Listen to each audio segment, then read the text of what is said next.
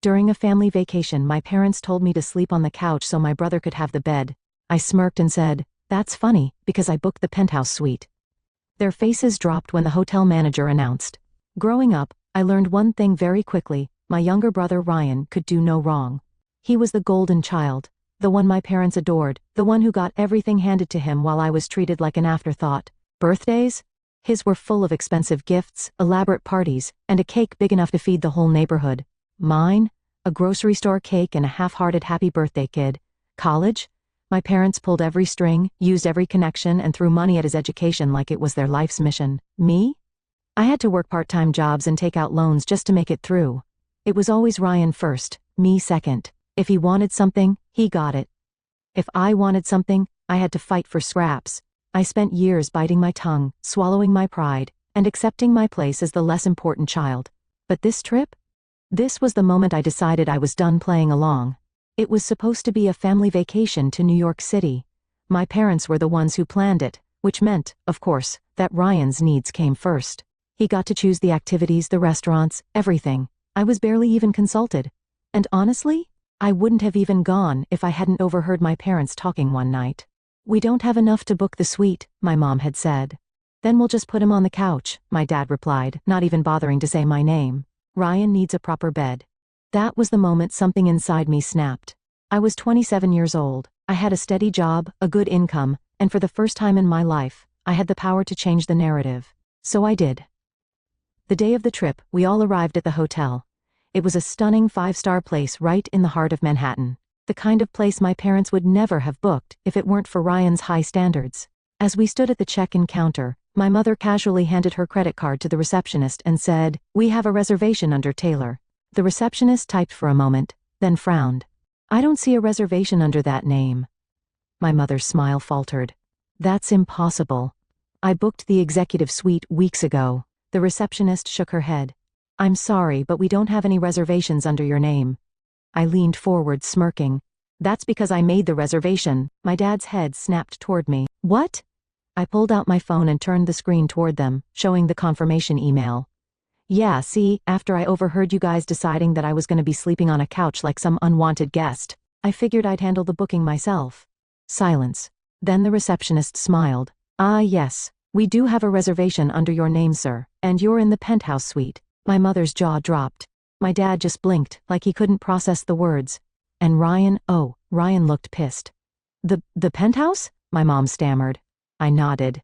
"Yeah, turns out I actually make good money, and I figured if I was going on this trip I might as well be comfortable." The receptionist continued. "The penthouse suite comes with a master bedroom, a secondary bedroom, a full living area, and a private terrace with a view of Central Park." My parents turned to look at each other, then at me, then at Ryan, who looked like he was about to throw a full-blown tantrum. "You're joking," my dad finally said. I crossed my arms. "Nope. And since I booked the room, I get the master. You guys can figure out where you want to sleep." Ryan scowled. "You can't be serious." "Oh, I'm very serious," I said, enjoying this way too much. My mom tried to regain control. "Okay, well, we'll just put an extra bed in the master and Ryan can," I laughed. "Oh, that's cute." "No. No one is sharing my bed. You guys can take the secondary bedroom and pull out the couch if you want, but the king-sized master? That's all mine." The realization settled in. For the first time in my life, I held the power. I made the decisions, and they couldn't do a damn thing about it. But this was only the beginning. For the first time in my life, I was in control. My parents and Ryan stood there frozen, as the reality sank in. I wasn't the pushover they were used to. I let the moment stretch. Let them sit in their shock. Then I grabbed my room key off the counter, smiled at the receptionist and said, "Thanks. I'll head up now." I walked off, not waiting for them. Not asking if they needed help. And damn, it felt good. The penthouse suite was everything. Floor-to-ceiling windows with a view of Central Park. A massive living space. A full dining area. And the bedroom?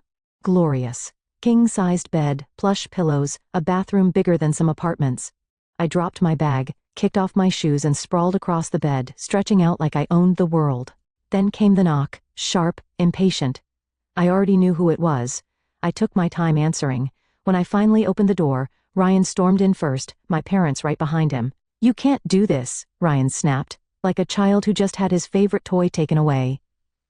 I leaned against the wall, arms crossed. Do what? Take the best room, my mom said, looking personally offended. You know Ryan has trouble sleeping in small beds.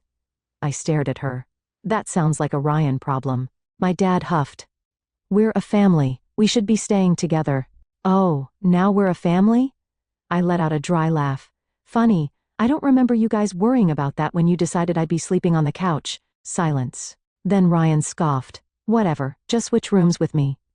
I raised an eyebrow. Are you hearing yourself? Come on, it's not a big deal, my dad said, stepping in. You don't even care about stuff like this. I pushed off the wall and took a slow step toward him. You're right. I used to not care, because caring didn't matter. Because no matter what I did, Ryan always came first. I looked between them. But guess what? I booked the room. I paid for it. And I do care now. Ryan glared at me. Stop acting like some big shot, you're just being petty. I laughed again. Oh, you have no idea how petty I can be. My mother sighed, rubbing her temples. So where are we supposed to sleep? I shrugged. There's a second bedroom. It only has one bed, my dad pointed out. I smirked. Yeah, crazy how that works. Ryan clenched his fists. I'm not sleeping on a couch. I shrugged again. Not my problem. They left in a fury. I could hear them whisper arguing down the hall as they dragged their luggage toward the smaller room. I enjoyed a long, hot shower in my luxurious bathroom, threw on a robe and ordered room service. Filet mignon, wine, dessert. I stretched out on the private terrace, taking in the view while my family stewed in their frustration. But I knew this wasn't over. Not with them, they wouldn't let this go. The next morning I woke up feeling like a king slept like a baby in that bed. No guilt, no regrets. Then I checked my phone. Missed calls, texts. One from my mom, we need to talk. Meet us downstairs for breakfast. I sighed. Of course. Fine. Let's see what they're plotting. When I got to the hotel restaurant, they were already seated, a full spread in front of them.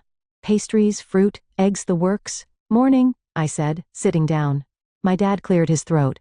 Look, let's just cut to it. I raised an eyebrow. Go on, Mom leaned forward. We think it would be best if we rebooked a larger suite. Something that works for everyone. There it was, the manipulation. You mean, something that works for Ryan? I said flatly. She ignored that. If we pool our money, we can upgrade.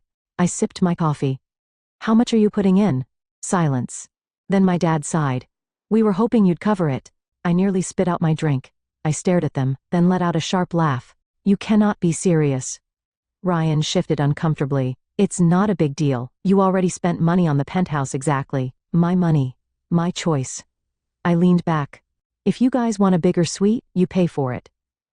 Dad rubbed his temples. Why are you being so difficult? Why are you acting like I owe you anything? I shot back. You had no problem shoving me onto a couch to make Ryan comfortable. But the second the tables turn, it's suddenly unfair? Ryan rolled his eyes. You're making such a big deal out of this. I turned to him, my voice deadly calm. And you have spent your whole life getting whatever you want. So yeah, maybe it's about time you learned what it feels like to be second place. Silence. Ryan pushed his plate away and stood up. Whatever. I'm not doing this. Mom sighed dramatically. I just don't understand why you're being so selfish. I let out a short laugh. Selfish? I stood up, tossing my napkin onto the table. You raised me to be the one who always compromised, who always made room for Ryan, who always gave up what I wanted. I shook my head. Not anymore. I turned and walked out, leaving them sitting there, stunned. But as I stepped into the elevator, my gut told me one thing. They weren't done yet. And neither was I. I thought that was the end of it. That they'd sulk for a while, complain amongst themselves, and eventually accept that I wasn't bending over for them anymore. But no, they weren't done, and I should have known better. That afternoon, I decided to explore the city alone. Walked through Central Park, grabbed coffee at a quiet little cafe, even popped into a bookstore just to browse.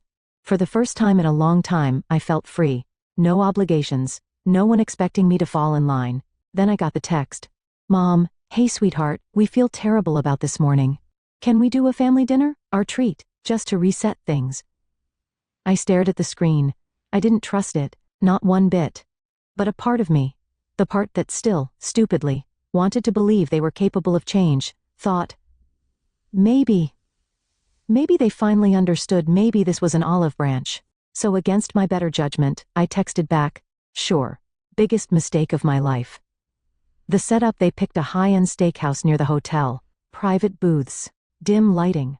The kind of place where business deals were made, and rich people whispered over overpriced wine. When I arrived, my parents and Ryan were already seated, dressed up like this was some formal event. "Hey," I said slowly, sliding into the booth. Mom smiled. "We're so glad you came." Dad flagged the waiter and ordered a bottle of wine. Ryan was quiet, stirring his drink with his straw. Something was off. I could feel it. Dinner started out normal, small talk, forced laughter. They acted nice, overly nice, too nice. Then, halfway through the meal, my dad cleared his throat. "So, we had a little chat with the hotel." My stomach dropped. Mom gave me a tight smile. "Turns out, there was a mix-up with your reservation." I set my fork down. "What?" Ryan finally spoke. "Yeah, apparently the hotel accidentally overbooked the penthouse suite." I narrowed my eyes. "That's funny. I didn't get any calls about that." Dad shrugged. "Well, they called us since we originally planned the trip. They said they could move you to a different room, one that's more reasonable. And just like that, I saw it. The trap. They lied to the hotel. Told them I wasn't supposed to have that room. Probably said it was a mistake or that I booked it by accident." I let out a slow breath. "You manipulated the hotel." Mom reached for my hand. "Sweetheart, this whole thing has gotten out of control. We just want to fix it." Ryan smirked. "Yeah, so let's just go back, switch rooms, and be done with it." There it was. The real reason behind all of this. They weren't sorry, they never were, they just wanted me back under them. Back in my place. I leaned back, crossing my arms. No, Mom's smile faltered. "What?" I tilted my head.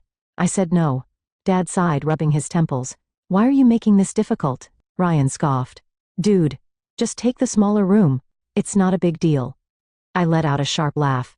"Not a big deal? You three went behind my back, lied to the hotel, and tried to steal my reservation, and you have the nerve to act like I'm the problem?" Mom's voice dropped to that gentle but firm tone she always used when she was trying to manipulate me. "Honey, it's just what's fair." I stared at her. "Fair?" The word tasted bitter. I pushed back from the table, standing up. "You want to talk about fair? Fair would have been treating me like an equal my whole life. Fair would have been respecting the fact that I booked that damn suite. Fair would be not pulling this sneaky backstabbing stunt to get what you want." The restaurant had gone quiet. People were staring. Good. Let them. I grabbed my wallet, pulled out some cash, and tossed it on the table. "Enjoy your dinner. I'll be at the hotel in my penthouse." Then I walked out.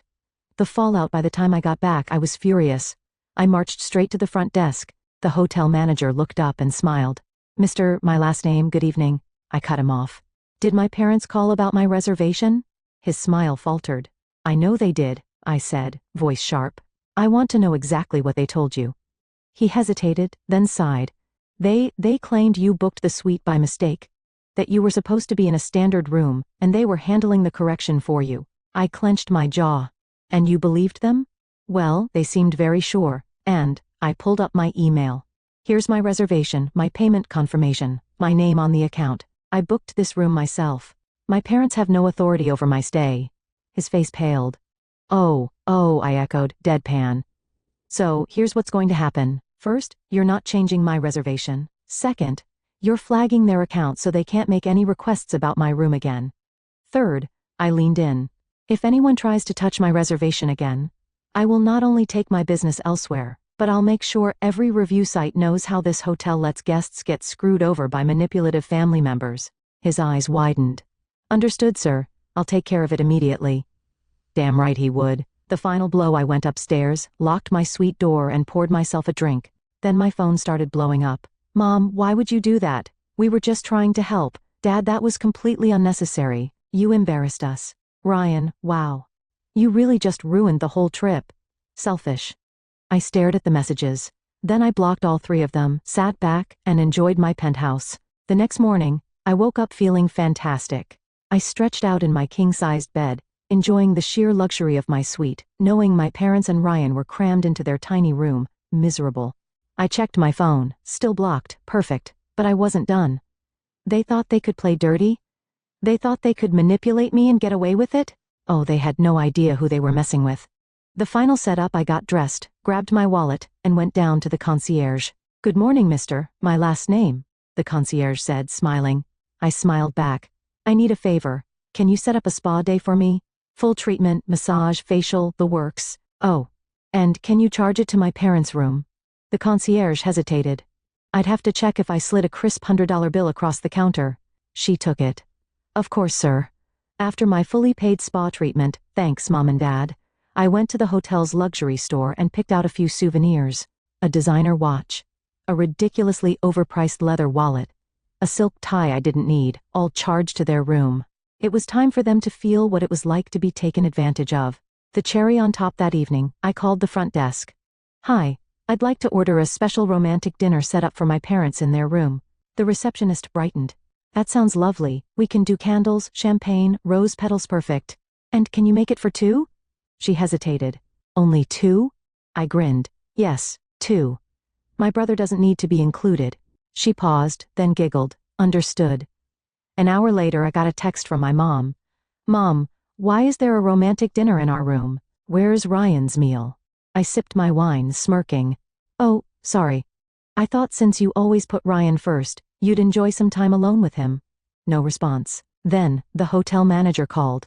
Mister, my last name, your parents are at the front desk demanding an explanation for the charges on their room. I grinned. Tell them I hope they enjoy their treats. Oh, and make sure they can't reverse the charges. After all, they told you they were handling my room situation, right? Silence. Then, the manager laughed. I'll take care of it, sir.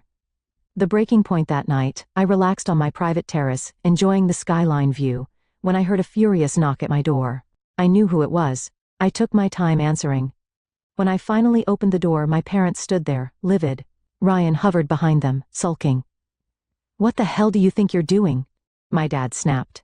I leaned against the doorframe. Oh, I'm just treating you guys the way you've treated me my whole life. My mom's face went red. You charged thousands of dollars to our room. I smirked. Oh, don't worry, you're handling it, right? My dad's fists clenched. This is childish. I shrugged. So was lying to the hotel and trying to steal my room. So was always putting Ryan first. I crossed my arms. Now, you know what it feels like, Ryan muttered. This is insane. I looked right at him. You think this is insane? Try being the kid who was always second place. Try watching your brother get handed everything while you're left with nothing. I took a slow breath. You guys built this mess. I'm just making sure you finally live in it. They stood there, speechless. Then I smiled, stepped back, and started closing the door. Enjoy your tiny room. Click door locked. The aftermath the next morning, my parents and Ryan left the hotel early. Didn't even say goodbye. I stayed my full trip, completely unbothered. When I checked out, the hotel manager grinned. Your parents looked very unhappy when they left. I smirked. Good. Then I handed him another tip for making sure my room was never touched. Final thought, my parents and Ryan haven't spoken to me in months. Best silence of my life. And the best part? I still have the designer watch I made them buy me. And every time I wear it, I smile. Because for the first time ever, I won.